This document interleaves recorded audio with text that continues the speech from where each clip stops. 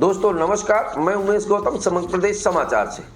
वर्तमान में हम कौन सी सरकार में जी रहे हैं और कौन सी लोकतंत्र में जी रहे हैं, ये विचार करने का विषय हो गया है। विचार करने का इसलिए हो गया है कि हम पूंजीवाद में युग में जी रहे हैं या भिखारी युग में। हम ऐसा इसलिए कह रहे हैं कि पूंजीवादों का भारत में सम्मान है और भिखारी इसलिए कहते हैं भारत रोज कर्ज लेके भीख मांग मांग के अपने आप को धनी साबित करना चाहता है।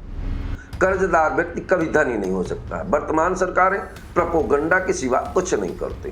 और आपको एक बात बता दें, वर्तमान समय में लोकतंत्र और कानून व्यवस्था ईडी पीडी सीडी चीडी ये सब केवल गरीब लोगों के लिए, कमजोर लोगों के लिए, आम जनता के लिए है। पुलिस भी आम जनता के लिए, पर ताकतवर लोगों को छूने की हिम्मत नहीं करता। अभी आपने देखा जज के यहाँ नोटों के बंडल जले, किसी के यहाँ 5 लाख रुपया हो जाए तो ईडी सीडी का छापा पड़ जाता है और उसे जेल भेज दिया जाता है। उससे पूछा जाता है कि 5 लाख रुपए कहाँ से पाए हो।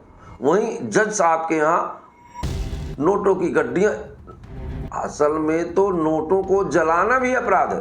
उसकी बात तो छोड़िए, उन नोटों की गड्डियों को जज साहब के साथ आज तक कोई कार्रवाई नहीं। आखिर क्या वजह है? यही बात अगर किसी दूसरे के साथ होती तो क्या होता?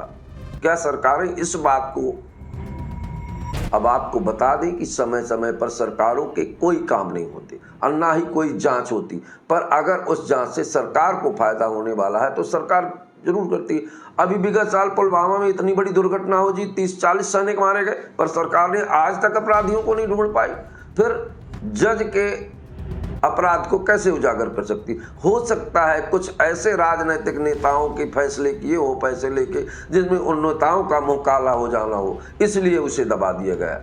और देश की जनता को 2 दिन कुछ चटकार मीडिया वाले चलाते हैं और उन खबरों को जिसे सरकार नहीं चाहता उसे आम जनता तक नहीं पहुंचाते, गलत तरीके से तोड़ मोड़ के पहुंचाते हैं। आज देश की हालत बहुत बुरी है। इस बात को समझना होगा, जब न्याय खतरे में होता है तो अन्याय की पराकाष्ठा होती है। सरकारों को इस बात में ध्यान देना चाहिए, वो जज हो या आम जनता हो, पर लोकतंत्र में अपराध की सजा अपराध ही होना चाहिए, उससे सजा होना चाहिए।